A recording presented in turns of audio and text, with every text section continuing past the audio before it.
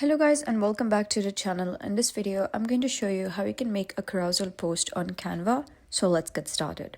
First, open Canva and click on create a design.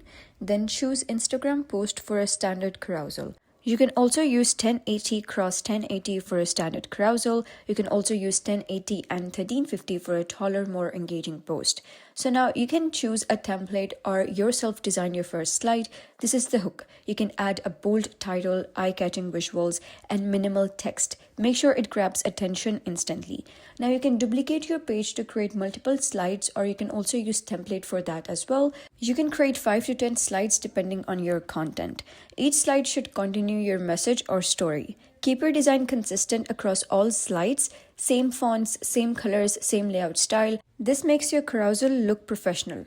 A good carousel usually follows this flow. First, we have his hook, that is attention grabbing. Then we have his value for tips, steps, or info. And then finally, we have his call to action for follow, like, and save. You can also go to Elements tab and add various icons, arrows, shapes. These help guide the viewers through each slide. And that was basically how you can make a carousel post on Canva. If you found this guide helpful, please consider subscribing and leaving a like. It really helps me out, and I'll see you next time.